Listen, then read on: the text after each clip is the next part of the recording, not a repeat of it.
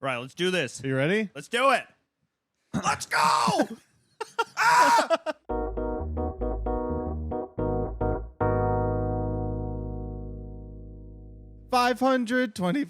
525,600 Venom.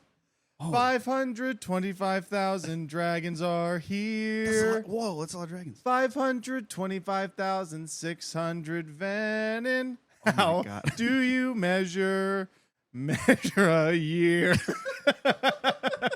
Hey, everybody. Welcome back to the Hardcover Hooligans podcast. So the two ways of measuring a year are dragons and venom. Dragons and venom.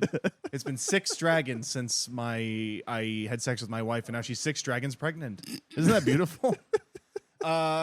Not with 6 dragons. No, that's because no, it's a no, time no, in this no, no. situation that is a measure. But that's kind of like what happens in this book, you know. 6 years pregnant.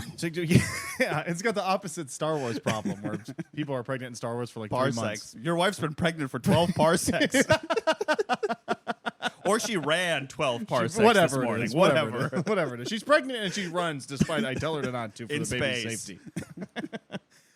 This is Iron Flame. This is it. I have to say, if today a group of sort of James Bond or Jason Bourne, Ethan Hunt-esque special soldiers stopped the nuclear apocalypse from happening and killing us all, it would only be the second most impressive thing to happen this year, because the first is, of course, I have finished Iron Flame. Wow. That's incredible. Thank you. From when did you start this? January, Last I year? think. January? I think January was our During first the episode of this. during the federal occupation by ICE of our fair city. Yes. Some say the perfect time to start a fantasy book about a rebellion. Or that's not a revolution or whatever. And you'll never believe it that distinction comes back here. At the end of this really? book. I'm so excited to Yeah, get some it does. clarity over this finally. If you were in our comments complaining about me saying Jack Barlow was a good guy, you need to check yourself before you wreck yourself. Okay, sweetie, is that what people say? Yeah. Okay, honey. Oh, no, Because- what's the hope this helps. Hope this helps. Yeah, what's the sarcastic because TikTok it does comments? not.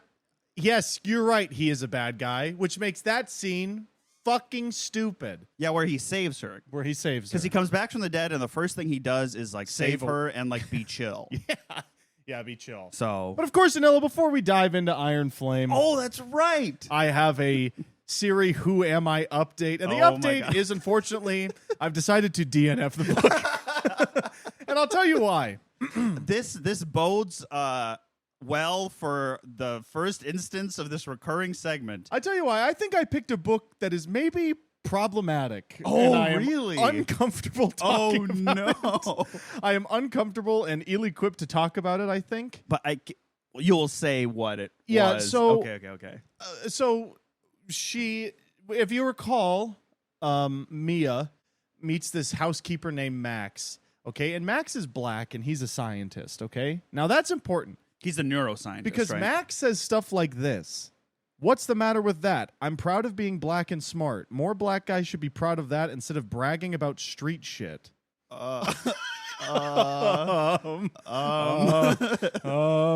Yeah, so I don't, and there's stuff like that. That wasn't in the book at all, and then that sentence happens, and then it's constantly in the book. Oh no! So I'm done talking about it, Max. Sam Cheetah, you did it. You defeated me. What do we know about Sam Cheetah? They are the founder and dean of Smut University.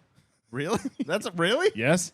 That's a real Okay. thing, and it's I guess it's some sort of online course where Sam teaches you how to write smut novels. Interesting. Yeah. Does it have include weird racial stereotypes about I don't 100 know. pages in, so your readers feel a little tricked? I don't know. Yeah, that stuff is a little bit all over the place, and so I was like, you know what? I don't think giving this book any attention, even in a funny way, is worth it or meaningful at all. Sure. So I was done, but I wanted to Also, her portrayal of the French. Is Sam Cheetah a woman? yes, I would assume. Okay. yes. Her portrayal of the French. Yeah, the French. That's really That's- that's too far. That's I poor. think. But I looked up what happened, Oh, okay. so I can share Yeah. with you what happened. Do you recall she got a head injury from a Cupid statue? Got her head pushed into a Cupid I don't know statue? if it was confirmed that that's what happened. That's but what we her thought- leading okay, theory was. yeah. That is true. And it was her old best friend Crystal who did it to her Mhm. because she does not run a celebrity dating app. She owns a strip club. That's the reveal. Gold Rush is a strip club that she owns, and she pays the women who are strippers there to go on dates with these people, because some of the people she's setting up on dates with, one of them is a meth dealer the police are looking for. Okay. It's like... Also, well, do you recall, like, last time I talked about this, Mia's like, we went to this disgusting Mexican taco truck. That's right. I remember that. I forgot about that because it had been long, and then I read that like little paragraph, and I was like, oh yeah, I guess this has been sort of happening the whole time. I don't know. It's a weird book, and it's not worth you don't your time. get it. It's like Lolita. You're not supposed to like. I thought about. I was like, maybe this is just Mia's perspective. Like unreliable narrator. Yeah, like this is Mia and showing how problematic she is, and she'll get her comeuppance. No, I think it's Sam. Yes. So she owns this strip club, and she's like setting up these people on dates, and she ends up being with Max at the end of the book anyway. Not JP, not Jacolat. Does she not? Was there ever a moment where she like, I remember it all? Yes, I think when she meets Crystal again, she remembers it all. I see. Does she ever like think about her ways in life and like, this is what I've made my life? Yes, they and start there's some sort actual dating service at the end, and then her and Crystal still co-own the strip club. Okay, so that's how. So they start another business. Yes, women. Hey, the book's true. about women starting businesses, and we love to see that. But I think, the character arc of more books should be, I don't remember what my life was. Oh, I'm a business owner. I have to open another business. I think you have to write this book. It's like Rich Dad, Poor Dad. Or you have to write this book, but it's about like a landlord where you discover he's like, I have to oh my God, I own a building. Tenement I have to building. buy another tenement building. I have to buy another old-timey Chicago tenement building. And he's not just a small-time slumlord. He can be a big-time slumlord. And we root for him because he's missing his memory because he got his ear pushed onto some sort of Cupid statue made of ice. But yeah, so that's Siri Who Am Siri I. Who Am I. We're closing the book on Siri that's Who Am amazing. I. I'm done with that. I can't deal with it anymore. I haven't decided. I'm going to vet the next one, I think. Okay. So this doesn't happen. Good, that's probably a good call. Good call.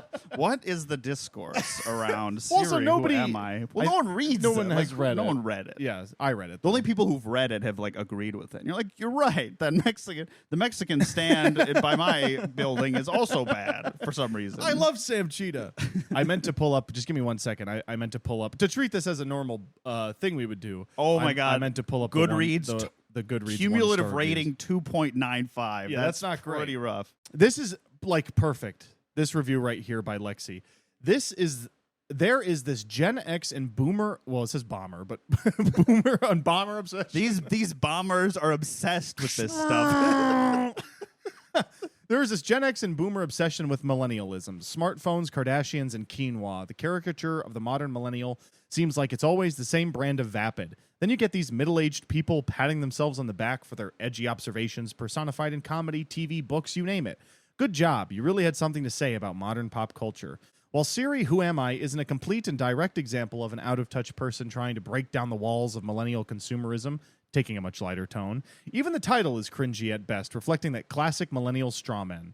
There is a lot of pop culture dropping in this book. A lot of it. Its saving grace is that it's lighthearted and an easy read. If you're already on board with the premise of knocking a millennial Paris Hilton down a peg and can suspend disbelief, this is Meg Cabot-style readable and can absolutely be fun. But if you were tired of Kardashian jokes, I'd skip it. Also, it's got weird racial undertones running through it. I would skip it. This other review, hashtag millennial derogatory. That is very good. That is very good. So that's Siri Who Am I? I was reading that in conjunction this week with S.A. Cosby's All the Sinners Bleed, which is a mystery thriller about a sheriff. That's like a serious book. Yeah, so that's very different. Yeah. I would say if tonal whiplash, maybe. If you had to choose between All the Sinners Bleed and Siri Who Am I would choose All the Sinners Bleed. It was very good. I liked it a lot. It's interesting because with most ideas, like the concept of Siri Who Am I, like that's could be a cool. Like I want to read Faulkner's Siri Who Am I. Like how does this idea interact with our conceptions of ourselves as Americans it's and funny as you people say that, our 'cause age, there and how is- the digital world intersects with that. But it's too bad that it's this. There's a whole part like, I think it's trying to be exactly what you said, because there's this whole part where she goes to this museum exhibit, and it's about how, like, the selfie is democratizing the portrait. And it's this whole long thing, and I was like, wow, that's actually pretty cool and good. And then, you know, you get hit with a black men should do less street stuff. And you're like, oh, my God. Okay. Please don't clip that. Oh, man. Oh, boy. But now we're on to the main event. I finished Iron Flame. Drum roll. Iron Flame is, I think, the biggest waste of time in the world. It is the worst possible thing you could do with your time, tantamount to crucifying Jesus Christ himself. Which many have been saying was, at worst, a waste of time. Because he came back anyway. He came back anyway. Back. What was the point of crucifying him if he was going to wake up in a cave like, oh. Anyway. What happened? Anyway. That's how I imagine he like beams up back He's a to millennial. Hashtag anyway. Hashtag anyway. Hashtag crucified. Who put this stone here? Hashtag next to a thief much? We like to Hashtag Peter wins a foot race. That's a deep cut for all you Catholics out there. Actually, I don't know if Peter wins. No, the turtle wins. Oh, of course. It's the parable of Peter and the turtle. And the turtle. And the not turtle. the tortoise. A turtle. Anyway, there's no turtles in Iron Flame, I'll tell you that. There's only hot, sexy men, hot, sexy women, and hot, sexy dragons. Yep. Of course. Do you remember what was going on last time? They started another school. Yeah. Inexplicably, they went to the Griffin Town. Do you remember what the name of Griffin Town is? Nope. Still. Who cares? Who cares? They went there, and two women fought over a man. Yep. They got a bunch of new students for their new school with the Griffin people, and then they had to do Which is huge for the admissions department. It's got to be pointless training exercises. Yeah. They found Jack Harlow's dragon in a cave. Yeah. Not Jack Harlow. Jack Barlow. Oh, Barlow. Jack Harlow's he's some sort of celebrity, right? Is that right? Okay. Yes. I could not tell you if Jack is he a singer? Yeah, he's our white rapper. Extraordinaire. The Eminem of our time. Yeah, sure. He wrote that. He's like, "What's poppin'?" Brand new dragon. He wrote "What's poppin'." He wrote I didn't know. Poppin'. Of course. Well, we can call him Jack Harlow. I think that's pretty funny. He's like, "Hey, Violet." Hey, that was pretty good. That was a pretty good impression. As someone who does not know who this guy is, no, sure. Well, he's an Iron Flame, of course. What else happens? She mistranslates the document, and then they find it's not the Iron Rain, it's Iron Flame, and the dragons breathe on the thing, and then it works to like make the wards. It works, but kind of bigger because the Griffin people can still use their magic, and part of the wards is it would cancel out the Griffin magic. All right, I'll tell you what. I don't care about the lore behind the wards. What can they do? What can't they do? Who knows how they work? I figured out. We will learn by the end of this why it didn't work. Okay, we'll figure it out. And I got to tell you, I thought it was kind of cool. Okay. So let's see. Well, the last where we left off was that General Melgren, the evil general, was like, "Hey, the Venom are gonna all attack this place, and we need all of your dragons and stuff to help defend." Okay. And the council was like, "No, absolutely not, because could either be a trap. It could either be a trap. There's no Venom on the way at all." And it's just going to be the military is going to try to kill all the people who like rebelled. And so General Melgren is part of the people who are like still part of the country. Yeah. That like he's the been school is. He's been our big bad in the background the whole time. So like even though our heroes have left the school to start their own school with some of the people who are at the school, there's still like the country is operating still. Yes. Okay. Yes. It's just Basgiath War College doesn't really exist anymore. Right, because all the students left. It would exist for like the infantry and the scribes, but the dragon people all left. They all left. Got it. Yeah. It's like Fort Benning or whatever. You know what I mean? It's no, like I if don't all the know what you Marines left, maybe they can train some other military dudes there. It's like Fort Knox if all the gold if all the left. gold wasn't there. People would be like, what are we guarding? Fort Knox, Fort come in. Fort who's there? Fort who's there? Fort Knock Knocks? I don't know. Who's there? You opened the safe. Yeah, now I can no. go in. Of Steal course. the gold. That was the test, and now you get your merit badge. Steal all the jokes from Fort Knock Knocks.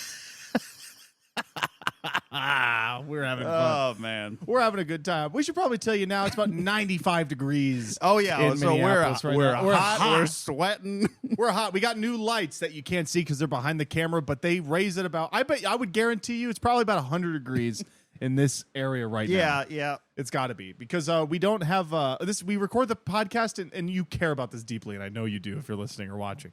We record And this we'll podcast. see if I cut this in post. No, we record the podcast. I'll say my address. You can't cut it. In my apartment, and we don't have air conditioning. We don't have central air. There's an air conditioner on the ground over there, but it's not in any sort of window. But Mac's too weak to I lift can't it lift to put it in the window. And even if it did, it might be the loudest thing I've ever heard in my life. So there's no way it could be on during the show. So it's hot. We're losing It's our a hot mind. show. Oh, it's It's like hot yoga. it's yeah, sure. I was gonna say it's like dragons are breathing fire or Oh. something, but yeah, no, it's like hot yoga. We can sign up Jesus for people can Christ. sign up for a class to go inside a hot room and do a podcast. I think I would. I think I can't tell if that's a great idea or a terrible idea to go inside a room and do a podcast. I think there are a lot of people who would pay for the idea of they do a podcast. We'd be like those old. We could. Here, okay, so this is how we make money. We could be like those old radio record scammers who they get you have so much talent and you record a track and then you play it once Like on that air Tim but you Robinson charge sketch. Yeah, exactly but you charge them $2,000. You'll be like, we'll launch your podcast for you. You just have to pay us $2,000 and come in and record it. and we only do it in a hot room. We do it in a hot room To and see you if they really have want to it has to be about Iron Flame. Specifically the ending of Iron Flame. Yes, and you see if it's better than our episode where we talk about how our apartment is hot. Okay, so the Venom are gonna attack a place called Samara. Okay, that's like some town or fort or who cares. And the assembly, I call them the council. They're called the assembly. Okay. But the assembly is like, no way, because we don't know if it's a trap or whatever, so we're not doing it. Is this the assembly of the rebellion? Yeah. So this is this is the Viscounts and stuff. Okay, yeah. Violet and Zayden, everything's fine. They're like, no more secrets, and they're both like, okay, which they could have. It's been a lot of that. Okay, it's been about 900 pages of that, which is just awful and terrible. And we've talked at length about Zayden's crazy decision to say, you have to have all the answers before you ask the question. Ask me the right You have thing. to pretty much know the answer before you ask the question, and I will confirm it for you. Or it has to be the right question because Right. otherwise you don't want to know the right thing. I went back and read the part with the battle axe. And it is only slightly more comprehensible in context. I think especially because when Violet says it's like whoever was saying you're like what a battle axe comes out of an armoire, and Zayden's like, I can work with that. Yeah. And then he launches into his He it's throws a insane. knife at his lover. It's insane.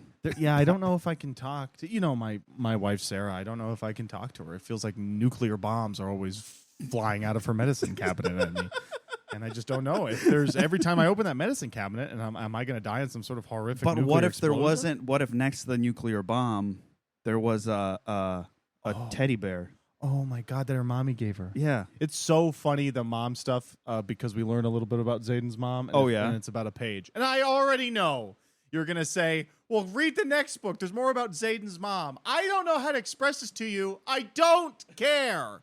I don't care. Also, I think this is very emblematic of a lot of not very well written books where if something nonsensical happens and in the moment you're like, I'm confused and this doesn't make any sense and this makes me want to put it down. The answer, if your answer is, but it's explained in the next book, that means it's bad. Yes. That means the author didn't figure out how to do it in the first one and had to retroactively explain why it actually did make sense in the next book. There's a fine line between foreshadowing and pulling lore out of your ass to explain later. Foreshadowing isn't usually met with initial confusion. You're like, huh? Foreshadowing, if done well, you shouldn't even realize it's happening. Exactly. Yeah. Unless it's literally Chekhov's gun, where you're like, okay, you've introduced, like the Ward Stone, I guess, would be a Chekhov's gun sort of example, where they talk about it ad nauseum. It seems impossible at the beginning of the book, and then it comes back in a huge way, literally at the very end. I would also say, additionally, if there is a mix of things that don't make sense and never get explained because it's poorly written and is a plot hole, and right next to things that don't make sense but actually they're explained later and that's supposed to be a mystery. That's bad because when you're reading the book, you don't know the difference between those two. So it's easy in retrospect to be like, oh no, that did make sense. So it's actually clever, but you don't remember the things that were bad, that were never explained, that were just plot holes that were dropped in 2 seconds. Right. Anyway. So I don't care about Zayden's mom. I'm sure she'll show up. She's not real. She's None not of real. these people are real. No, the only people who are real are me and Danilo. And we're your life. And we're recording sort of an eternal podcast. And I can't stress it enough, it's hot in the room. It is in January, there were federal agents outside our window. And in July, it's hot in here. And those are equivalent. There have never been good conditions to record this show. And we persevere. Maybe April. God, what I wouldn't give to go back to April. April showers bring May flowers. Podcasts. April showers may bring podcasts. Oh, that was beautiful. We're losing our minds. Beautiful. All right, what happens in this book?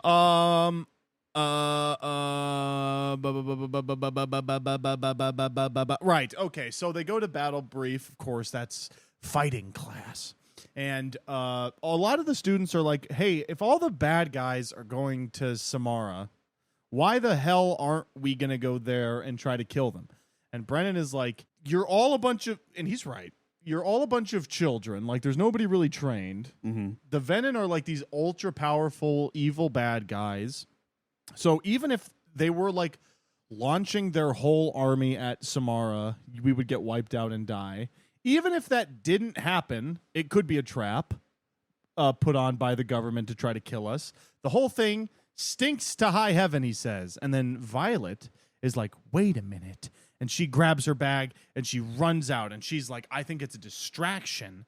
I think they're trying to destroy the ward stone at Bezgaeth so that the wards all go down and then the Venom can invade the whole country of Navarre, which would be no good for anybody. Right. So what leads her to think they're doing that? Because at this the point, idea hasn't General of them- Melgren, haven't they all wanted to like kill the Venom this whole time? Yes. I think the idea of them attacking Samara is stupid and doesn't make any sense. Right. So Violet's like, hey, that's stupid and doesn't make any sense. Oh, okay. They must be going to where the thing that controls... They must be going to do a fucking, like, shoot a proton torpedo down the Death Star kind of thing. Yeah. Not just, like, attack some Imperial outpost. Sure. To make it about Star Wars, so we can all understand, of course. She's like, Zayden, we have to go to Bezgaeth. And Zayden's like, I'll talk to the Assembly, but I don't know if they're going to come, so whatever. We'll just go, and whoever wants to come with us can come with us. All right. And so that's the plan. A bunch of the Griffin Riders, because remember, Kat and Violet are tight now. Mm-hmm. They can't go to Bezgaeth because those are the real wards, and the Griffin magic doesn't work in the wards. So they're like, if you come to Bezgaeth, you're just going to be... Your Griffins aren't going to be magical anymore. They're just going to be big, giant birds, and you won't have any of your magic powers. You're just going to die. So it can only be the dragon people who come to Bezgaeth with us. And so the reason the Griffin magic works now is because the dragons breathed on the ward, the closer ward. The ward stone did activate, which should have nullified Griffin magic, but something is wrong. Oh, okay. It so was it not didn't activated fully work. correctly because all the Venom that were within the ward did die, but all of the Griffin people can still do their magic. Maybe they did need the authors after all. Maybe they did. Where's Hemingway and Le Guin when you need them? Or maybe the Griffins need to breathe on it. The real ward stone was the Griffins we breathed on along the way. You would be smart. Okay, maybe the Griffins need to breathe on it. I want you to remember that. Okay. They get to Bezgaeth.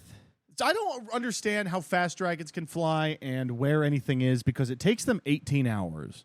And I feel like sometimes she's flown and it's like, we flew really hard and made it in 4. It's like, okay. So you didn't fly really hard to like where you think the end of the world is happening? It took you 18 hours?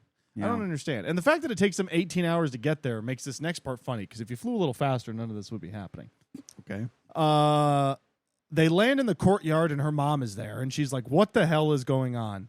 And Violet's like, Mom, the wards are under attack. And her mom is like, no, they're not, because they're not. They're clearly working. And Violet's like, no, you don't get it. So they run down to where the ward stone is. It's like deep underground or whatever. And all the guards are dead. and they're like, "Oh my God, what happened?" And they go inside the room, and the wardstone is on fire, and there's the orange dragon is there. Bade, whoa! Whose dragon is that? Jack Harlow's dragon. Okay. What's poppin'? And the dragon said this. What's poppin'? Jack Barlow is on the dragon. Her mom, what's her name? General Sorengale blasts the dragon. Bade picks up the wardstone like they're just gonna steal it, because I guess you could pick it up. Okay. And then Jack slits his own dragon's throat. Whoa. And he extinguishes the flame, and he picks up the wardstone. Violet throws a dagger at him, and he drops it, and it cracks. And they learn, and the wardstone cracks, and so the wards are really down now.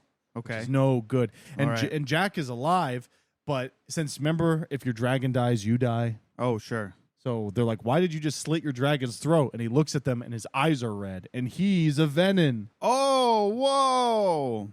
Was he always a venin? All right. Let's try to deduce this. Okay. I have no idea when that happened. When he became a venin? I'm going to read. So I've got this pulled up. Somebody did a chapter-by-chapter summary, okay? I'm just going to read a little bit of it here, okay? He has been a venin since before he challenged Violet the previous year. That would have been on the flight field. Okay. So he was a Threshing. venin before he, quote-unquote, died. Correct. Okay. Correct. Jack claims he has already shown the other venin the way into Bezgayath and has been planting weapons inside of the War College for some time now. I don't understand why Nolan brought Jack Barlow to life. Right. I don't get it. And it's not explained at any point in this book. No. I would have to imagine it's just I think the easiest explanation is you work for the weird fascist government, you do what the weird fascist government tells you. Oh, so maybe the government was maybe like, the government was like, bring back this boy who's definitely not a venin back to, I mean, we might be jumping the gun a little bit here. Is there the reveal we've been waiting for where the government has some relationship with the venin?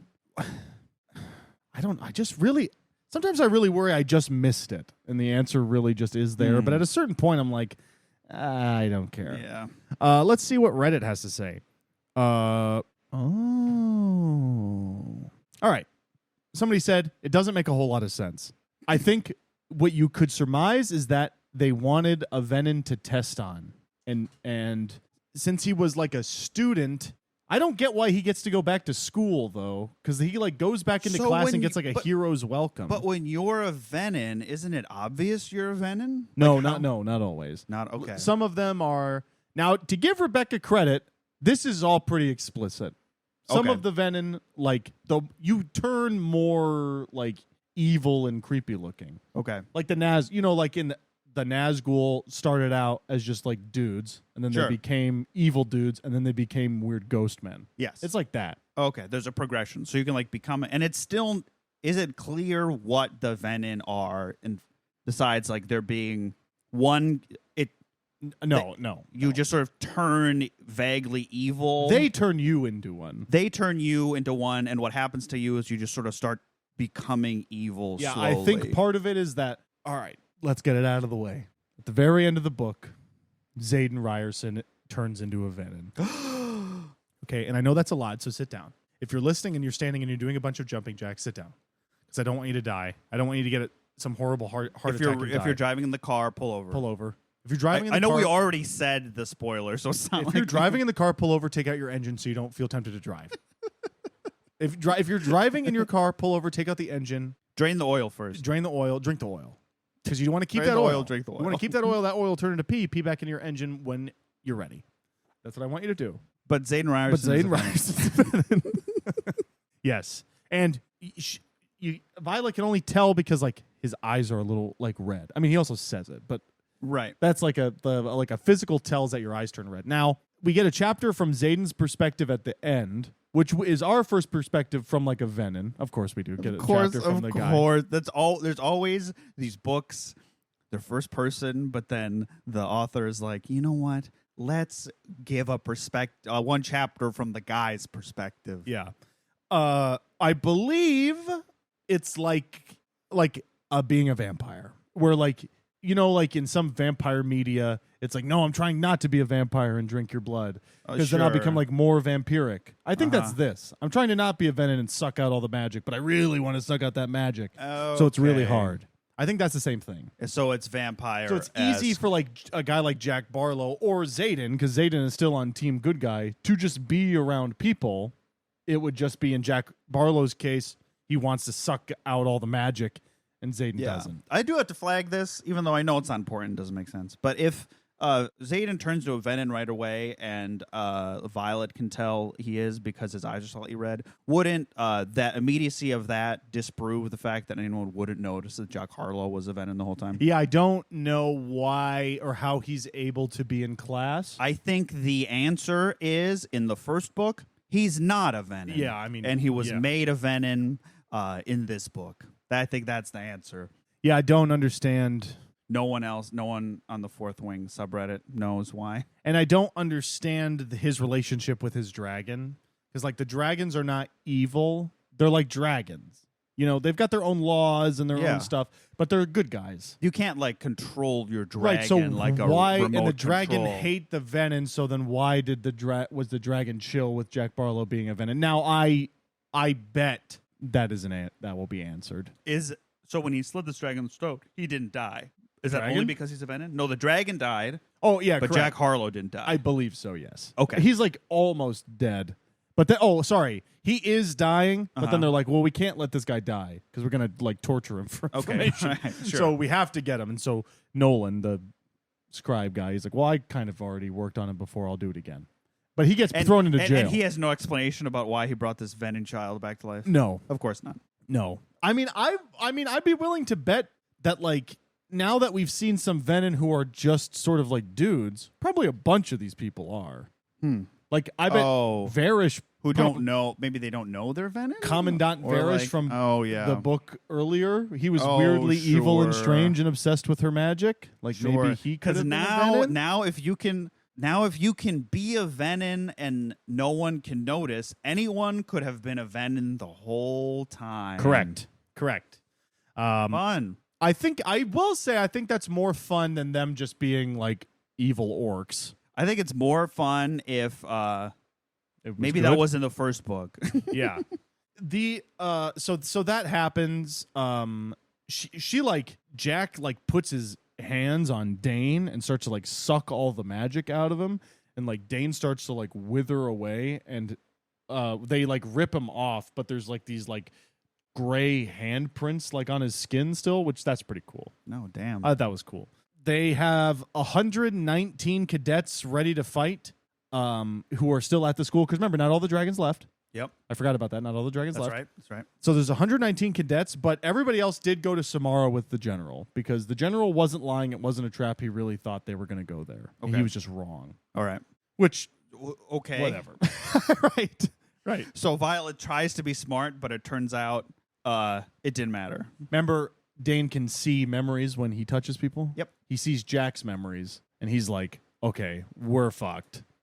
There's so many bad guys coming. It's over, because this is the Venom invasion of Navarre. Like this, as far from a Venom's perspective, this is it. This is the moment. This is the storming of Normandy. All right. Yep. Because the Ward I don't Stone. love to portray the Venom as the allies in this situation, but you got to do what you got to do. Well, in the way sort of any American can sort of suck the magic out of most Europeans, in that sense, I think yes. The last time, I went to Europe one time, and I shoved both my fists in the ground, and I sucked up all the ancient Roman magic that was lurking beneath the ground. And then I burned down Notre Dame in 2016. That was me. That was Sorry, you? That was me. Wow. That was me. Only an American could have done that. Sorry. Boy.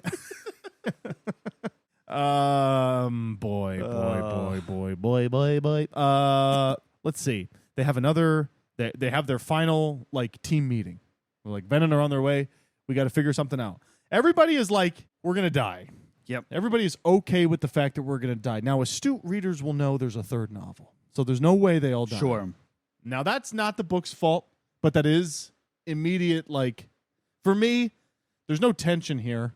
Right. They're going to be fine. The main characters at least are going to get out of this somehow. We might lose another Liam, but who cares? Right. Is there a thought to you fly back to the other ward where it works? Well, this is the ward stone that is protecting Navarre. That other ward is in a different place. Okay. Is in a different country, and that is brought up. Okay. That ward stone is at Zayden's crib. Right. Which created the ward to protect all. There's like one in each country. Sure. And then so they're like, we're gonna fight back, not retreat to the ward stone. You bring that up. That is, Violet asks Zayden that. She's like, I will leave it up to you whether we try to activate this one, because she figures it out, like how to really do it. Oh, like even though it's cracked, they can like do it again? She's like, we can either do this one, and this is like for surezies, but we don't have time. Like if we fly 18 hours back home, it's over here. Right. So we got to choose, and Zayden is like, see. we should be here, because we're here right now, and we have to defend these people. Okay. The Griffin Riders show up. Anyway, so everybody from the school who said they weren't allowed to go. So literally all of our principal cast, all of our heroes. This is the final battle of the book. It's a big final battle. Yeah, it's a much bigger final battle than.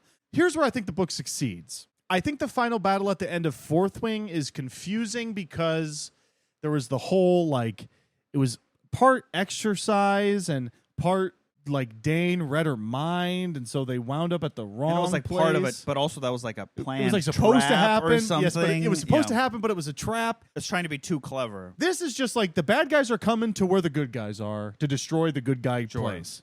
Easy peasy. Has Violet already figured out how the wards work? No, not yet. Okay. Jack Barlow has like planted, like remember the runes? Yeah. He's made a bunch of runes like that are like, hey, we're over here. Like announcement runes. yeah. Hey, we're over here, and in 24 the hours, the wardstone's going to be down, so you can attack then. They make plans for battle. They all split up into teams. They have their, wing sections, obviously, and they all get ready to fight. But Violet is like, we can't. I understand that you just want to try and kill the venom, but we can't leave the wardstone unprotected because I have to try to figure it out. So they're like, okay, Violet's going to try to figure that out. We're going to split into these teams and try to just buy time for her to figure it out, because if she doesn't figure it out, we're all dead. She's like, okay. Violet and Zayden, they try to make love in the morning. But Zayden can't get it up. But Zayden, he's like, my boner is not working. He's having his shadows try to push up his boner, but when your penis is soft, you can't put it into a beautiful woman's vagina without feeling unbelievable embarrassment. I should know. They have this moment. They're, the clothes are flying off. They're about to have sex, but there's a pounding on the door. And Violet is like, hey, can you just leave us alone? And then she hears a voice that she recognizes. And he's like, come on, get out of here now. And I'm like, oh, shit, what is happening? So they quickly dress and they go to open the door. And it's everybody else. It's all the Griffin Riders and everything. Literally all in the hallway. right outside. I hope we're not interrupting anything. It's Brennan, first of all, knocking on the door. Her big brother. Yeah. Huge boner. I wasn't listening. The Flyers, because if they get the wardstone up, the Flyer, remember, Dragons, Riders, Griffin, Flyers. Right. Don't forget. Right. Don't forget. It's hot in this room. The Griffins are Flyers. The Dragons are Riders. The Flyers are going to look for the lures, the rune lures. So they're like, we don't have to reorganize the fight teams or anything. Griffins have their own mission. It's almost like having an exercise where the point was to find runes was helpful after all. Now this is where then that retroactively makes that part not it bad makes it good. and boring. Right. It justifies the fact that this is 600 pages. It's longer than that, 800 pages, whatever. This is where Brennan, because I apologize, I misspoke. The wardstone is broken. Brennan shows up. His magic power, and he's really good at it, is mending. And she's like, can you mend like stuff, not just people? And he's like, yeah, as long as it's not like, I think he says not, as long as it's not like actively magic. And since the wardstone is broken, it's not actively magic. Okay. So she's like, can you fix it? And he's like, I mean, I can try. I don't know. You could work at a micro center fixing MacBooks. Yeah. Brennan, I know how you can help. It's a place called the Genius Bar, and they're hiring. This iPhone 7 isn't magic, is it? No, Brennan. No, Brennan. None of these things we sell are magic. Oh, Brennan, if you ask that question again, you're going to get fired. No, but I like my blue shirt. I don't care if you like your blue shirt. You also have to start taking your 15s or we're going to get sued because you keep telling people you're not taking your 15s. So Violet. They're Generous break policy at the Apple Store. I they're think nice. They're nice. Apple Store / Micro Center. I like how it's sort of a bunch of tables and it's sort of like anarchy. There's no really order. You don't really know where you're supposed to go. And you sort of like just kind of stand there and hope somebody comes Hope up someone to you. asks you for something. Asks you for something. Hey, can I get an iPhone? Do you work here? I'll check the back. What? I don't work. We're switching jobs today. You've come to the Apple Store on opposite day. Can you put your credit card info into my iPad that I'm holding? Whatever you say, Brennan. I have to repair this Wardstone. Her mom. Remember, Violet's mom can control storms. There's no way you remember. No, that, but yes. No, I get it. Since Violet's power is lightning, she's like, oh, I can make it like a storm, and then Violet can be really good at lightning, which is pretty cool. She makes clouds like roll in. The Venom appear, and she says something stupid like, I lost count after 2 dozen. Okay. I don't care. You're counting. I know at Normandy, they were famously counting individual Germans on the beaches. And some poor 18-year-old kid was like, I lost count. I lost count of 2 dozen. Ping! Yeah, so there's at least 24. More than 24, less than a billion, probably. Yeah, probably. I don't even know if that's true. But she's using her magic. She wasn't in school long enough to where they went count past 24. Correct. She was too busy just figuring out that she could just shoot the magic out of her hand instead. So they have a dozen in this world, huh? They have a dozen. You can get a dozen eggs at the Basquiat. This is another example. They're like, God, hall. It's weird that it's raining in December. Again, okay, so it's December in your world. No, but it's like Tolkien. They have like an extra day every 5 years. Oh, this is like the history of America. Yeah. This is our Lord of the Rings. Oh, no. The storm appears. Violet is like using her lightning magic. She's fucking people up. She's like figured it out. So she's like blasting them out of the sky. It's kind of cool. She's blasting them. Venom. She's blasting. She's blasting.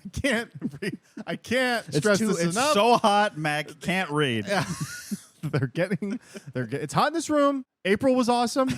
And they're blasting him. She's blasting him. She's blasting him. In December. Venom are getting blasted in December. I don't know how else to say it. You might not like to hear it, but it's like December. a Robert Frost poem. Venom are getting blasted in December. If you're careful, you won't get dismembered. When the Venom are here, we love to make cheer because we give each other presents in December. Robert Frost, like a limerick. Famous limerick writer. 2 roads diverged in the yellow wood, and nothing that I ever said could ever be told to one who never knew how to have fun. That's not all. I call that a Danilo limerick. I can do a line break, but I can't bring it home. Oh, man. Let's see. Venom jumps onto Taryn's back, and he's like, Violet, you're the one our captain wants. The one that's been appearing in her dreams? Yeah. Wow. Rhiannon jumps in and fights the Venom. Okay. They like fight in battle, they fight. right? They fight. Let's see. How long do they fight for? And does anything of Sawyer, she has consequence here. Sawyer, one of Violet's friends, there's Riddick and Sawyer and whatever. Sawyer gets his leg bit off. Okay. And it's like gushing blood. Violet jumps onto his dragon and grabs Sawyer, and they try to kill the wyvern that's like eating him. She takes Sawyer with his broken leg and jumps off that dragon, and then Taryn catches them. It's all a bunch of jumping around, sort of changing level dragon combat. Taryn is like, Brennan fixed the ward stone, but it probably won't work because it's just like a rock that he like fixed, and I don't know if we're gonna be able to fix it. And Violet's like, no, we can do it. Cat saves Cat saves Violet here. Who cares?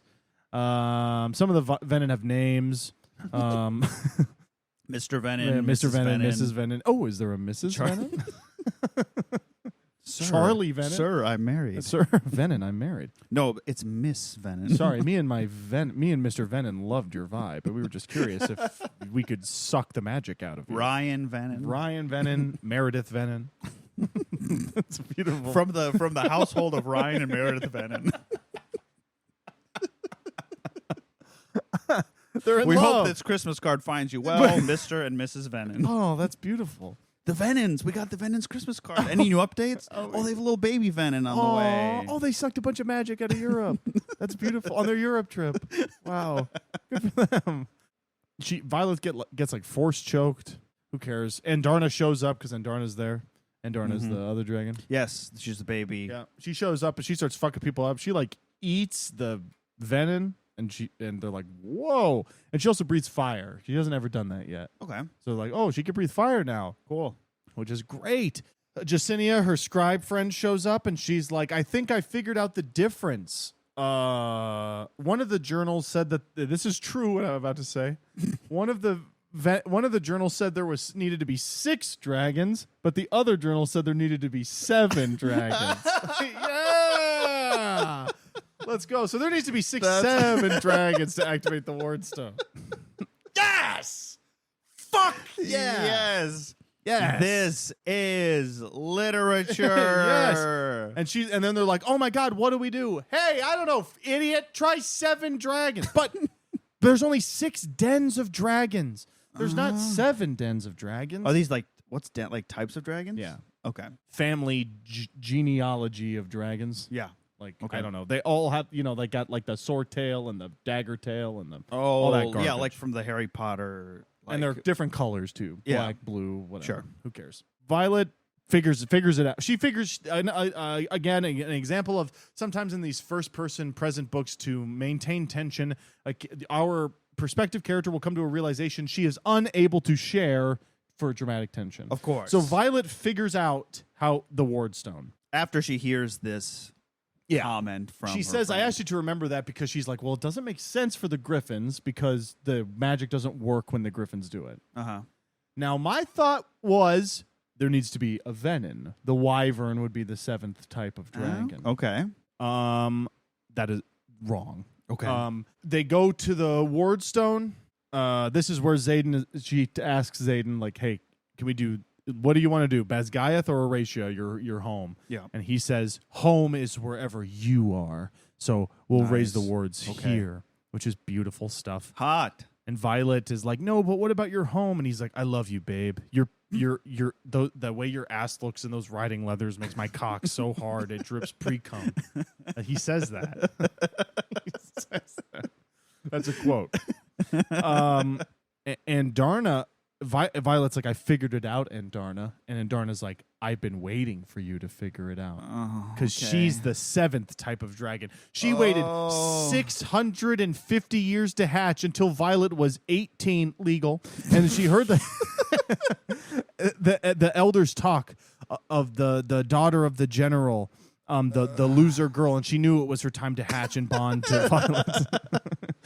I've been sleeping for 650 years, and then someone told me about a loser, and I'm like, my time here. is now. I'm going to have her make the biggest glow up of all time. And Darna says and in a she's going to owe me. She said, yeah, you owe me for this. I waited 650 years for a favor. And Darna says to Taryn, oh, it seems like you're in your elder era in this, so we get it again. And gunshots rung out around the world as people buried a bullet deep into their skulls.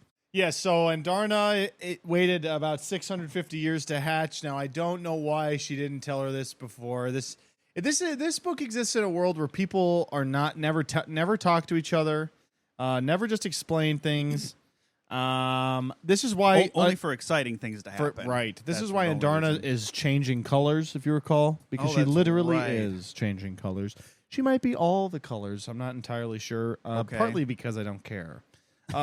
Violet is like, okay, it's time to imbue the ward stone. And so she puts her hand on it and she tries to magically will it to life, but she's like dying. It's like sucking out all her power. And so she comes to the realization. She's like, oh, this is it. Like, I have to do it to, like, save my life. Now, I don't know why the dragons don't have to breathe on it this time, but they did the other time. Maybe because it is active, but it just, like, broke. It's not, like having never been activated. The reason it didn't work last time was because there was only 6 There was dragons only breathed on. 6. But now the 7th dragon is here, but at a different one. And the other 6 dragons aren't They're not in the anywhere. room. With Okay. them. Only Andarna's in the room. All with right, them. and Darna breathes the fire. I on don't it, think so. No. or is like touching them. No, she's just there with Violet. Okay, I think it's just like she's giving her power to Violet. Okay, I That's just see. how you can do it. I guess. Who cares? okay, all right. She's imbuing the Ward Stone and she's dying, and everybody, because they can all telecommunicate with Right. each other. Telecommunicate. They have phones. They're like, no, Violet, don't do it. We love you, Violet. It's sort of like the Rise of Skywalker, where everybody's talking to Rey at the very end of it. Don't do Don't it. do we it, love Rey. you. We love you, Rey. We love you, Vi. Let's go, Vi. That's me. I read a little bit of the battle axe part. I can't get over the fact that Xaden calls her Violence. Yeah, he calls her Violence instead of a lot. Violet as like a nickname. Yeah. I think that's horrible. Yeah. It's romantic. What do you mean? No. Oh. No, it's not. Oh, right. Everything in this book is horrible, and if you're going to get online and defend it, I think that you Read it again. you should read it again. Read it again. And I would love to get a couple. If you like this book genuinely, you should reach out. I'd love to get coffee and chat with you. Love to pick your brain. Love to know how it works, and then who knows if it hits it off, maybe we can fall in love. Maybe. I read someone online said it's like they're so bad it's like fast food, but I can't stop eating it. Which like I think is fair. Yeah, but this is like White Castle. You know what I mean? Like this is fast food that'll like kill you.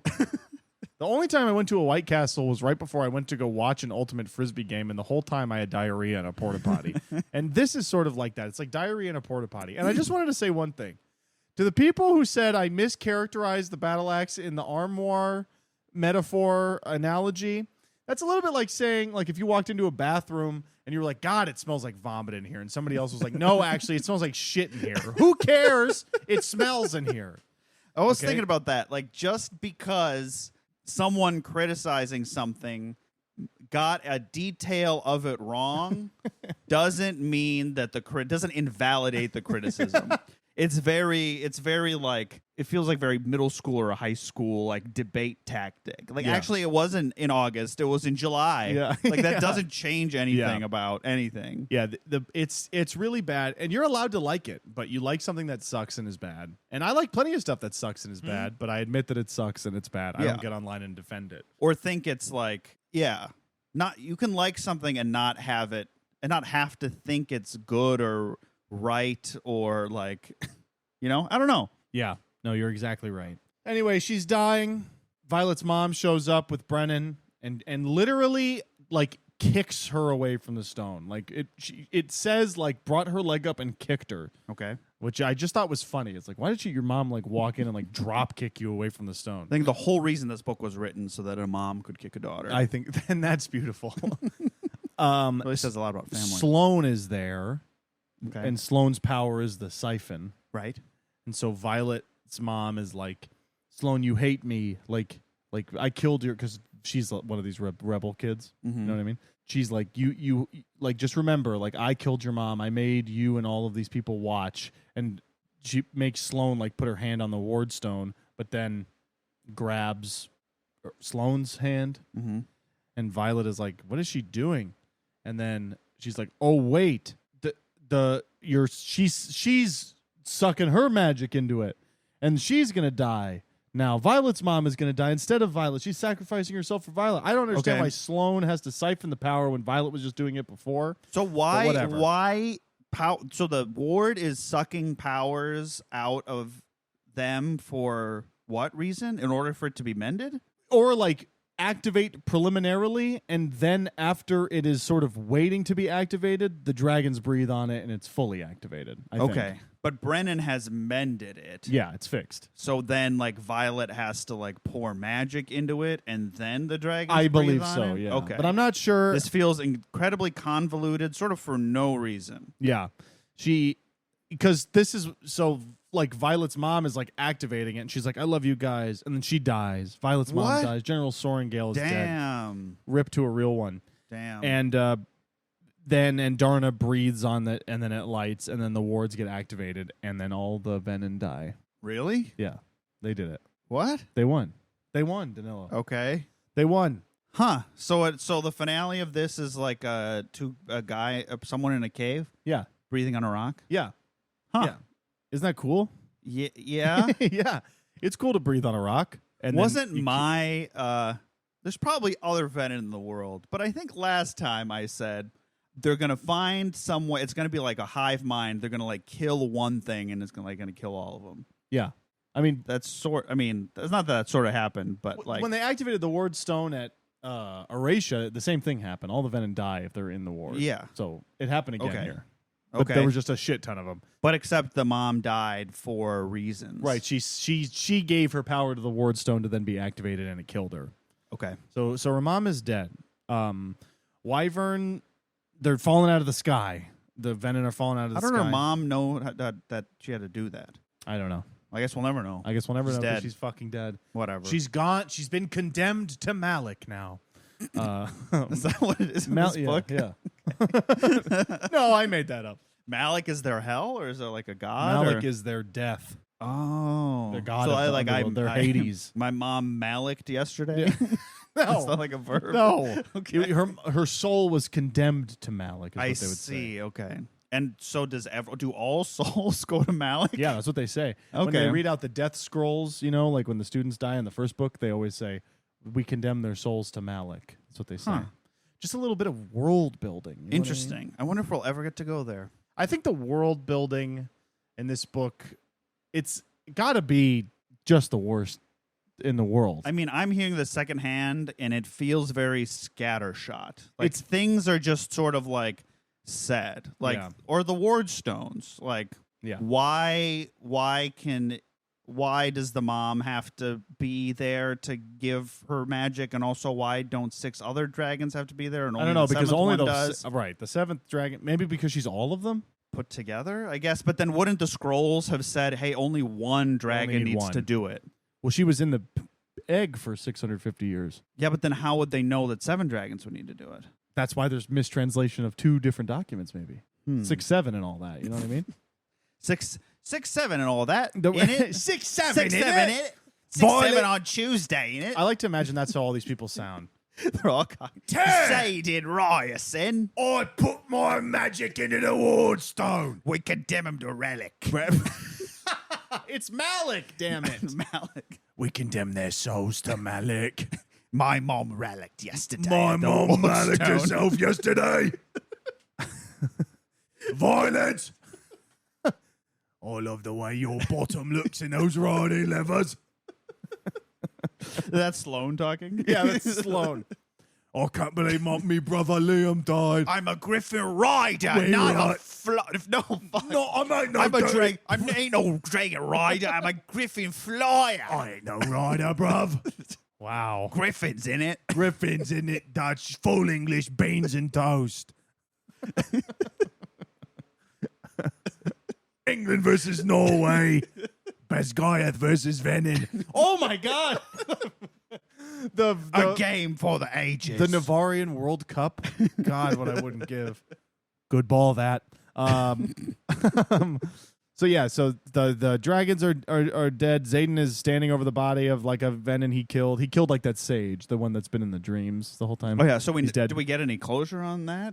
He's dead. Did he ever talk to Violet at all No, about I anything think about being what in the dream? has been going on is that Violet was seeing Xaden's dreams, and Xaden was talking or the sage was talking to Xaden, not Violet. Okay, because they're sort of psychically connected. Okay. Yeah, because Xaden says he's like, I killed him, like severed whatever sort of tether he had between the two of us. And Violet's like, what? He had tethered to you too? I think it was just always him, not her. Okay. And then she is like, he's like, do you love me? And I thought you were she's going to like, ask, do you love him? You sound like Xaden. Do you love Xaden accidentally fell in love with the Venin. Xaden's looking at this Venin's body. I loved him. I love him. Look how beautiful he looks. We got to know each other so well in my Through dreams. those dreams. Look at his ass in those writhing leathers. The sage's ass looks way better than yours, Violet. Not to compare two bottoms. I can keep it up with the sage, but I can't with you. My penis gets hard around sage. My penis His name doesn't get hard around violence, isn't it? Yeah, the Venin are all named after herbs, right? Sage, thyme, basil. Yeah, basil. Mr. and Mrs. Basil Venin. Oh, that's beautiful. We got their Christmas card. They're beautiful, stationary. Zayden's a Venom. Okay. He looks. So how'd that happen? I'll tell you. In Okay. Zayden's chapter. That's right. The sage is like, if you want to save Violet, you're gonna have to turn into a Venom. and at what point was there a credible threat against Violet? In that they're evil and taking over the world, I guess. Okay, so The only way deal was the only way Zayden would have the power to buy Violet enough time to save the Ward Stone is if he does what he does end up doing, which is the Venom is like blasts, corrupting magic into the ground or whatever. And Zayden can kind of sense that if he taps into that, he can magically overpower this guy. Because Zayden's really powerful with his shadows, right? Yeah. But his shadows don't do anything to the sage. Like, they're super powerful, but they're just, like, washing off of him. Okay. So Zayden taps into the Venom's magic, throws the sage off of this cliff and kills him. Probably not, because he doesn't see his body, but throws him off a cliff. But like in doing that, becomes a Venom because he he absorbs tapped some into of the the magic. magic. Yep. And he had to do that because otherwise, they would. The sage is really powerful, and he was just going to fuck everybody up. He would have mowed down. And Zayden. then Violet couldn't have done the thing with Violet's mom couldn't have done the thing with the Ward Stone, right? Because he would have just walked right down there and killed everybody. I can't believe they did one thing and all the Venom in the area died. Yep. That's insane. AOE attack. It's so. I think it's so fun and satisfying when a story does that. Big battle. I can tell. Oh, it's done. It's over. Just like that, it's over. Just like we did real one thing that's conflict. over. Yeah. So it's like when they did. Well, that did sort of happen, and they destroy the ring, and then all the that's armies true. sort of That's like true. They just give up.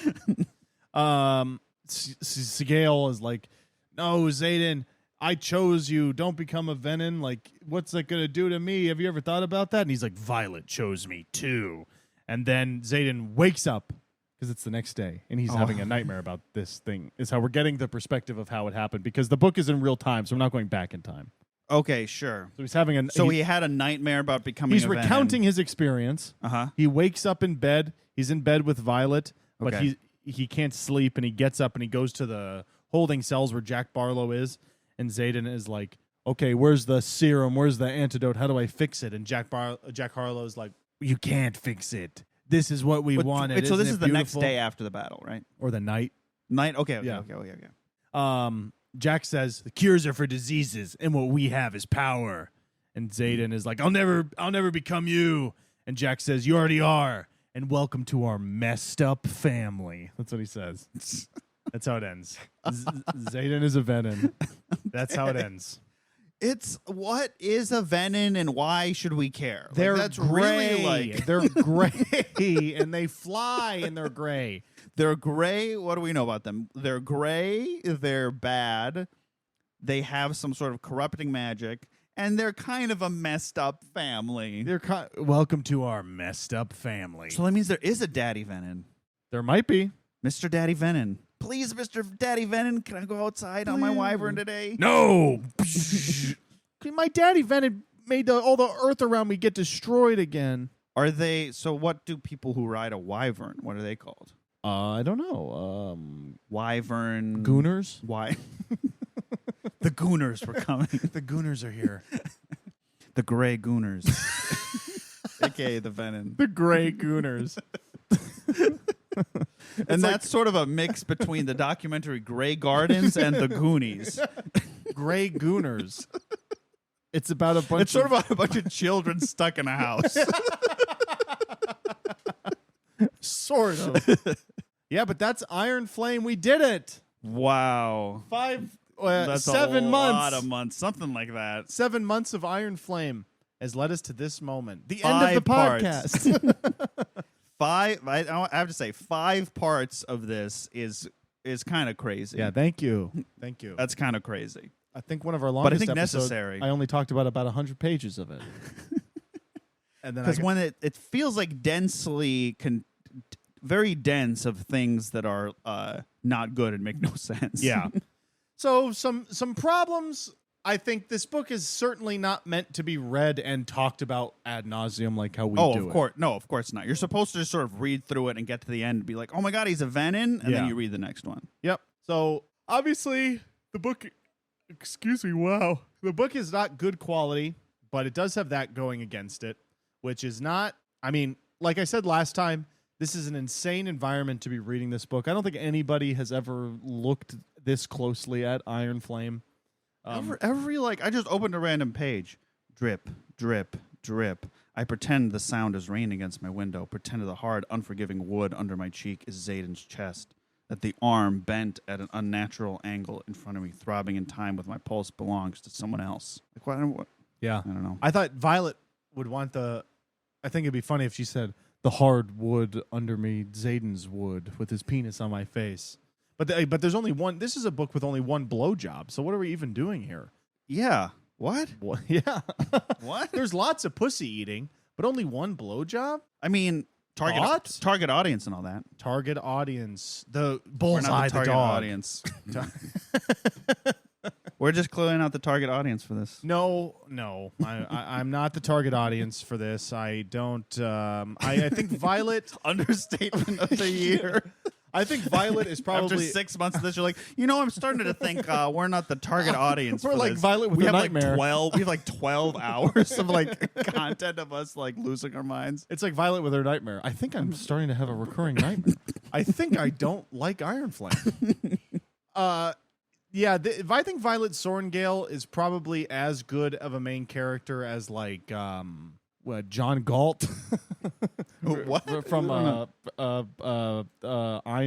Rand, Atlas Shrugged. Oh, okay. Who is Violet Sorrengail, I think this book is as bad as, Atlas Shrugged or but in a different way. What I'm trying to say is that this is such an unbelievable waste of time and has absolutely nothing to say about anything. I think when a fantasy novel can really succeed at is by showing us things about our world through a warped fantasy lens. Yeah. I think when a fantasy novel does that, that is the peak of what this genre can be used for. Mm-hmm.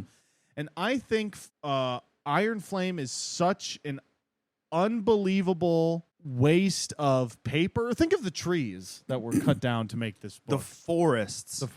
Man, we could, if we told the Ents how many forests were cut down to make Iron Flame. Maybe that's where they'd awaken. Maybe this book is the Ent Wives. Oh no, we found them. We found the end of the Onyx Storm. It's the Ent Wives. They were here. They crossed universes. Tolkien was like, "There's going to be a book in about 70 years." Rebecca Yarros got a letter in the mail one day from Tolkien. You're in charge of the Ent Wives. J.R.R. Tolkien. What? Huh? It's like a sweepstakes. At some point in history, an author is going to get a letter that J.R.R. Tolkien posted 60 years ago, and it's going to say, "You can do the Ent Wives." I can do the Ent Wives. Sign my ass up. Entwive coffin. I was trying to say about so Ayn Rand's books are terrible. Yep, quite famously so. Mm-hmm. Those books are also trying to do its own sort of world to try to get its own sort of message across. And I think they fail in every department and are as bad, worse probably because of the horrible messaging than this book is. But we are operating at that level with this book. Truly slop that is paraded around as something that is worth your time. It would be better for you to sit in a hot room until your heart gave out than it would be to read Iron Flame. Believe me, we know. We know. It's hot in the It's room. hot in here. It was good in April, and she's blasting Venom in December. Okay? God, what I wouldn't give to be blasting a podcast in December. Oh, my God. Dripping with well, and podcast blast. I guess you read this. I didn't. I've heard about it secondhand. It doesn't seem like it's just stuff happening. Yeah. Somebody in our comments said, well, if you want a good book, go read something else. Like a good story, go read something else. We're here for the romance. That's also terrible. Yeah, what? Romantically, you read this whole book. Romantically, what happens between them from the beginning to the end? they start out in a rough patch, kind of, and then at the end, one of them's a zombie, but they're still in love. And they've been in love the whole time. Like nothing. What is the... Well, and then it's not even the sex scenes, because there's like 3 in this book. I think there might be 2. In like 800 pages. Yeah. There's like, 2 or when 3, we did yeah. like Heated Rivalry, there's a sex scene every 10 pages. Which is, I think, how it should probably Which is like, be. if you want that's the pace you need to have be happening. The issue is that there's not enough time for sex because we got to explain how you can mend a fucking ward stone when I'm trying to mend my fucking chick's bone, if you know what I'm saying. That did rhyme. I will say that did rhyme. That did rhyme. There's not enough. I'm trying to see pussies get eaten and assholes get tongued, but I'm too busy worried about daggers and ward stones and viscounts. Who cares? I thought you were gonna make that rhyme. I thought you were kind of like you were on a sort of like Jack Harlow sort of like flow. Yeah, my flow is Jack Harlow-esque. Thank you, Danilo. I think there is a school of dragons and it's people called Best Guy. of like writers, or I don't even know. It's sort of like a misconception that like fantasy is just sort of fantasy bullshit happening. Yeah. And that sort of, it feels like what this book is, which ultimately I think, maybe bothers me is too strong a word, but like bothers me because like that feels deeply cynical. Like I don't have to think about like my world or the setting or anything, because this genre is just so bottom of the barrel that like it's just fantasy bullshit happening. But also it doesn't do the genre any favors when so many writers make careers of just fantasy bullshit happening, and then everyone eats it up. So it's like, okay, maybe that is what it is. I don't know. Anyway. You're totally right. You try to get into a space thinking it's one thing, or like being full of disrespect for one thing, and that is the thing that becomes popular. Then it becomes the thing that was perceived originally. Yeah. This is what fantasy is now. It's not... People are like, oh, you want a good fantasy book that's like for adults? Read Fourth Wing. Yeah, when people read say that, I'm Akatar. like, oh my God. You don't read something boring like The Fellowship of the Ring, because they're just hiking all the time. Yeah. It's so frustrating. Yeah. I think it's just, it's the media environment of like Netflix shows meant for like second screen. This is second screen This is like a novel. second screen book. Yeah. Because like it's made to, like in audiobook form, to sort of wash over you. And if you miss any individual details, it doesn't matter, because the individual details sort of don't matter either. But then she's trying to make them matter. Like, that's what makes it so frustrating, is that sometimes there's such... Like, listen to this. I have to read what's almost in the last sentence of this book. I want to reopen the Rebellion versus Revolution, because you said that came back. Yes. Listen to what he says. Like, you know what I fucking mean. Shadow scurry in from the edges of the walls in his cell. Tell me what the cure is, and I won't send for the ribostad chest that will hold you in the air until you mummify. What is that? Like, so if you're just listening to... That's the first... So that's, I'm sure, the first time that's been mentioned. It has to be. Like, what is a ribostad chest? The ribostad chest. And if it was in there earlier, like, it's...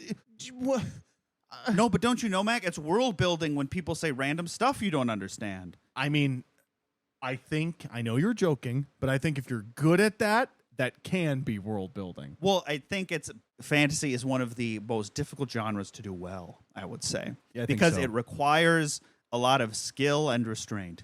Yeah. And I think if you lack those things, or you're used to just like, I'm just going to like write it, like just sort of type and it's going to be fun, then I think you're not going to end up with a very good book. Yeah. I think restraint is the key word, especially with what I'm looking for in any sort of genre fiction. I want more to be led up to my imagination than explicitly spelled out for me. I think that is the kind of reader I am and what I am looking for. What Fourth Wing and Iron Flame absolutely fail at is trying to be specific.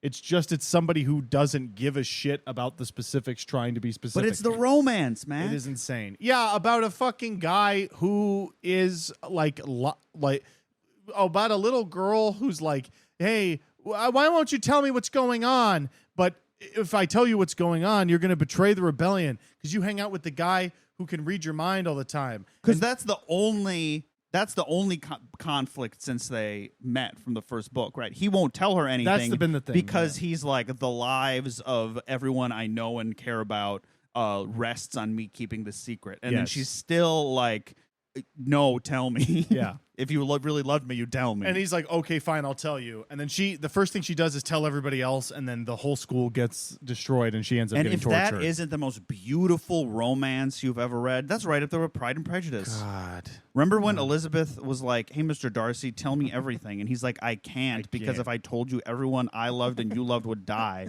And she said, like, tell me anyway. That's what makes that book so good. I do remember that. I think I remember that in that book. And then they had an explicit sex scene. Yeah. She gobbled his throbbing penis and he licked on her bundle of nerves until she girl cummed in his mouth. That's how these books you can I don't care what you say. Suddenly he was in his elder era. Suddenly I'm in my boner era. That's how these books are written. Mr. Darcy. Mr. Darcy, I'm in my boner era. I'm in my boner era. I'm in my boner era, innit? I want to poke you, Elizabeth. Oh, Mr. Darcy. What's your salary, Mr. Darcy? $1 million. £1 million a year? A day. £1 million a day? How did you come across that sum of money now in the 1700s, Mr. Darcy? I found it in a dragon cave. A what? A dragon cave.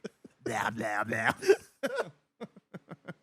I just want them to fuck each other. I don't care about the dragons and stuff.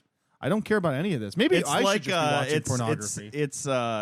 It feels like it's the Coke Zero of everything it's trying to be, like, or like the broth, like something like sort of light and tasteless, like it's trying to be the regular Coke of fantasy. But it's like it's Coke Zero. It's like diet, it's like watered down. It's like not even Coke Zero. It's Coca-Cola. It's like Coke Zero that's been watered down with hot dog water.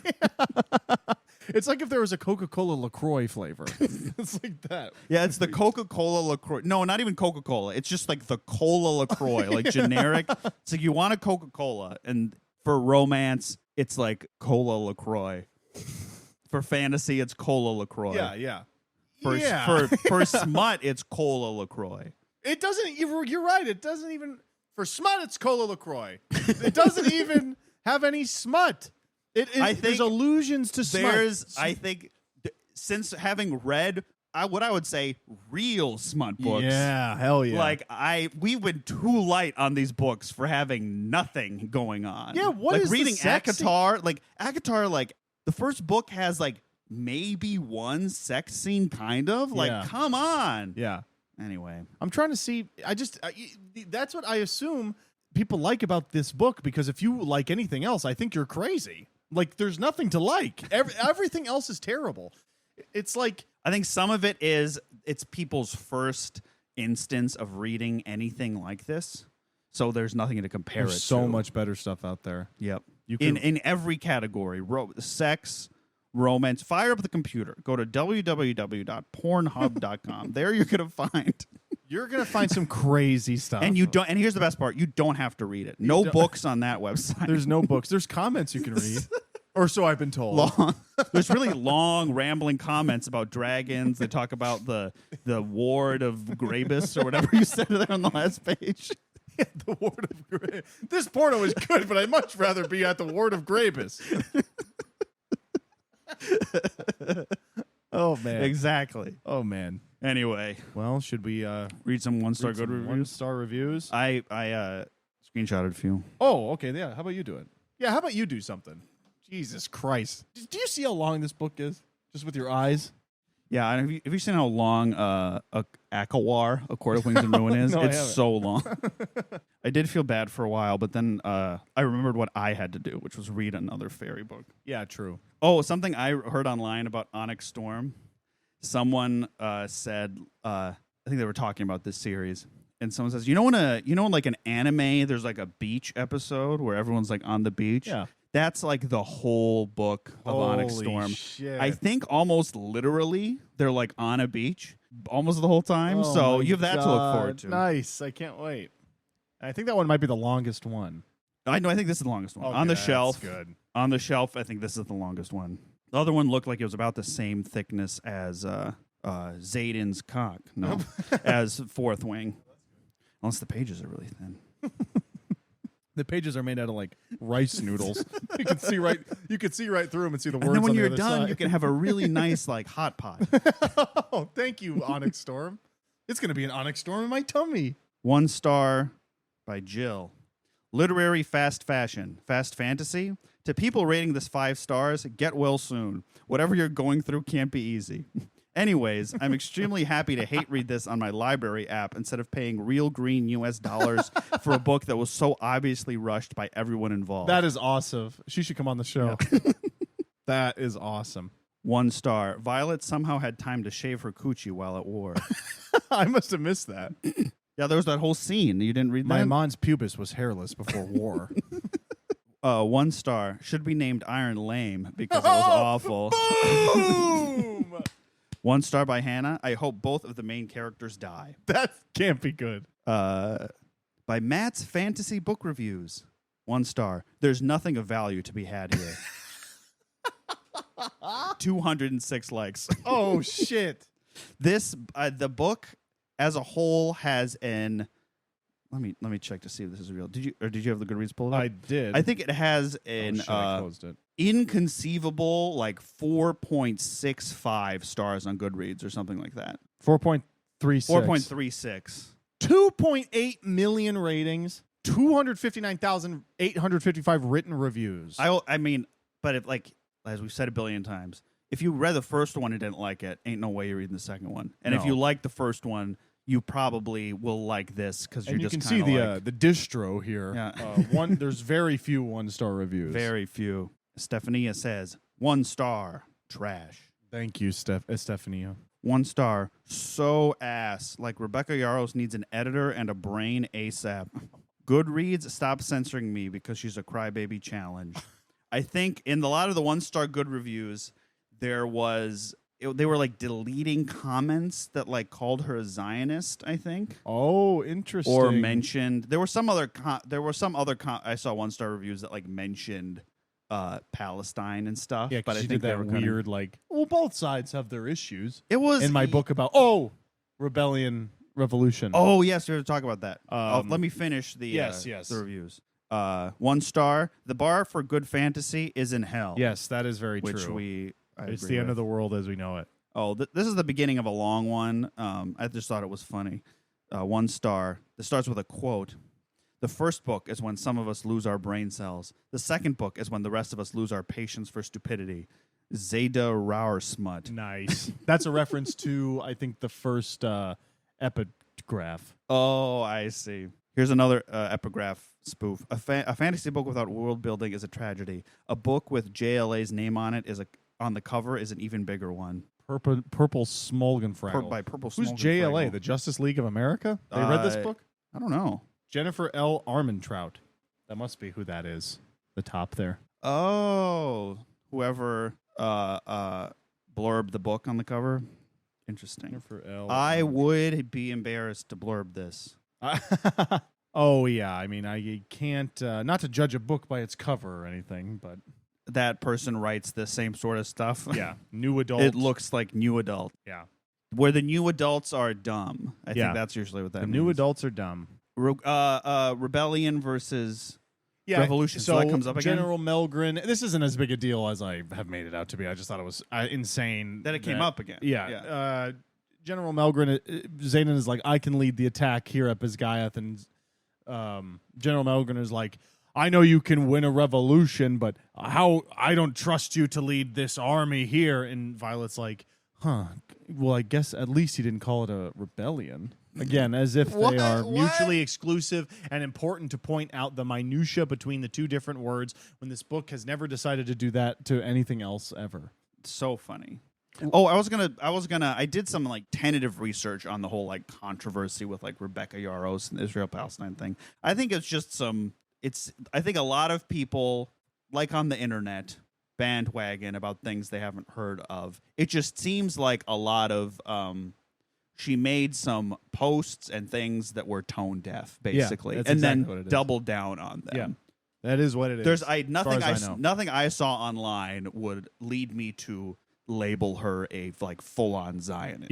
Yeah. But I think I would agree I with think that. that's it. Just it's not that like there's nothing wrong with that, but I think it's not maybe as bad as some people have posted and if online we're wrong about that, please let us know. yes, because if please she do. is posting, like reposting IDF soldiers' Instagram accounts, please let us know. And if that is actually happening, we're not reading the books anymore. Similar to Siri, Who Am I?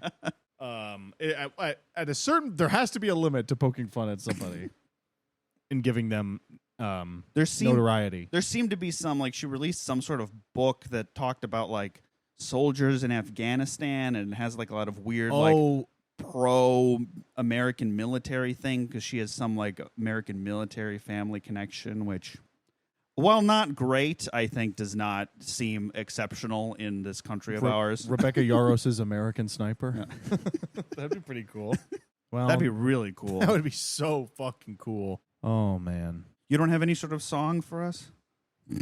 No. I guess you sang a song at the beginning. I did. I sang a little bit of a song at the beginning. I want to find like one really funny, good review to like end on. Do you have anything else to say about Iron Flame, except that you're excited to read the next book, Onyx Storm? Let's see. Readers, it says readers also enjoyed A Court of Mist and Fury. No. A Court of Wings and Ruin coming up next. I don't know. I think for me and for my tastes, Iron Flame feels like a huge waste of time, and at this point 5 episodes into this book feels tantamount to bullying. I just think this is the worst, biggest piece of shit in the world. If you like it, that's great. I don't care. I think it's terrible. I think it is actively ruining the reading ability of adults in America. And because it almost banks on you not thinking about what just happened or what someone would do or like why didn't they do this? Like you really have to suspend any critical thinking and just go like sentence by sentence, and then almost at the end of every sentence you have to be like mind wiped. I know. For the next one. You have to be Men in Black mind erase machined. And that's why Rebecca Yarros is so busy. Every time someone reads that, like every chapter she has to go to someone's house and go like I mean, I think the connection people draw to a lot with this new age of romantasy, your Akatars, your Empyrean saga. I mean, also there's a lot in like I feel like to a certain extent, Brandon Sanderson falls into this category. Yeah. In a slightly different way, but similar. I feel like the appeal is similar. I think specifically, though, these romantasy books, the comparison people are drawing on a lot is this is the new pulp fiction novels. Totally. And I think I agree with that. As someone who has read a lot of those novels as well, those also fucking suck. And I think at the time, there may have been a more general agreed upon consensus that yes, these books suck. This is airport literature. That's literally a genre of book. Like this is the quick thing to do on the airplane, and people would agree, and then they would drop it right away. It would not get like a $1 billion Amazon fucking TV contract because people out there actually think it's good. That I don't know how that's happening. I don't think as many people think it's good. I think it's popular, and because we like the media, TV, film environment is studio executives want something that they know people will go see, and the only way to do that is to do things that they already know is popular. Yeah. And that's really like it doesn't like I think there's people who like this because it's fun and it is pulp, but like the fact like the books don't have to be good. It doesn't matter because people are talking about it and the book has already been purchased. Like the book doesn't matter. The purchase matters. We've got you. Yeah. The difference with those pulp novels is like there were like 90 fucking pages. Yeah. And like also there wasn't a global infrastructure for everyone in the world to communicate about these things. Yeah. Like you sort of read one on an airplane and you're like, well, that sort of sucked. And then you're like threw in the trash on the way to your taxi. And then you never talked about it again. You didn't start a whole podcast to put online for everyone to see about how much you hated the book you read at the airport. We're starting to think we're part of the problem. Also, No, let us know. no. We're not the problem. We're two white men on the internet talking about something. We rock. Yeah, we will never be part of the problem. We rule. Let us know. We're important. I've also been wondering about this. We're important, damn it. It's hot in this room and we're important. God, I wish it was December. God, if it was April. Or April December, was so whatever. good. Let us know. Listen, we've been looking at the metrics. Lots of people listen to this show, which is kind of crazy. Please earnestly let us know if you're a listener and you sort of listen to every episode and you like us and the way we joke about it. If you'd like us to read something generally perceived to be good, because I know I've noticed some comments where it's like, do these guys read anything that's good? And it's like, have done that. We have a lot of episodes of this show. We've just always gotten the feeling nobody gives a shit about those. That's true. So we do this instead. So if you really want us to read stuff that's good, and also this is backed up by all of the DMs we receive and emails that are like, hey, you should read this book. It sucks, and you'll want to kill yourself if you read it. Like, that's fun for a little bit. And listen, we're going to do it, okay? I'm just saying maybe if you'd be interested. There is not a book written by a woman today that we will not destroy in a public forum. We will not rest until we've dismantled every piece of literature written by a woman.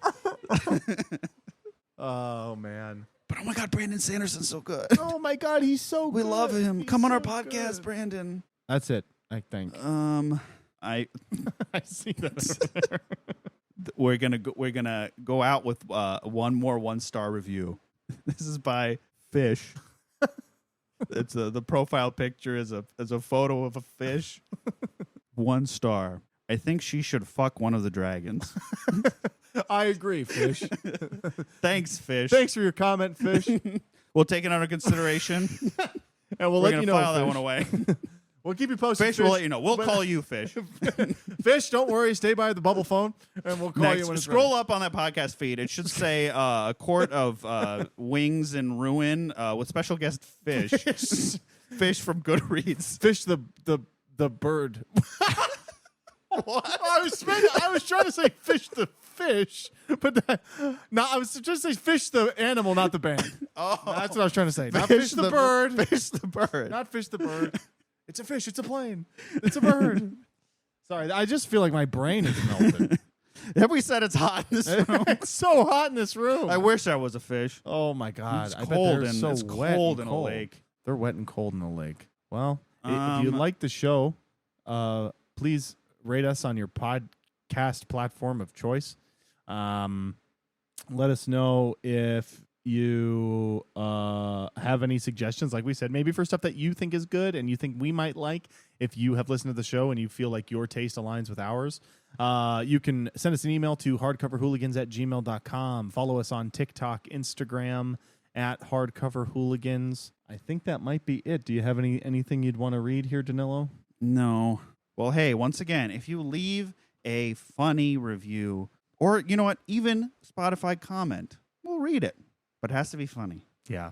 If it's too nice, we're going to feel uncomfortable. And we do get some funny emails. We got one funny email in particular. Yeah. And I'm not going to talk about it, but you know who you are. It was very funny. Thank you. We quite Thank enjoyed you. it. Yes. I hope you send us another similar email. Yes. And also that person, send us an email if you'd like us to read it on the show, because I thought it was so fucking funny. Yep. Please let us know. But that's it for us today, I think. Next time, I almost said we. No, it's I not will we. be reading A Court of Wings and Ruin by Sarah J. Maas. And I've started it. I'll tell you what, I'm not looking forward to it. Good. But I'll be here how many with episodes do you boots think, on the ground. How many episodes do you think that's going to take? 5? I'm only doing 2. Okay, good Next for you. January. Good We're for going to you. be reading that. We're going to do a sort of a really close episodic reading of that until the next federal occupation of Minneapolis. Oh, fun. I can't wait. Awesome. Well, for everybody out there, we are the Hardcover Hooligans. New outro. And stay hard. Hey. God, it's hot in here. God, it's hot in here.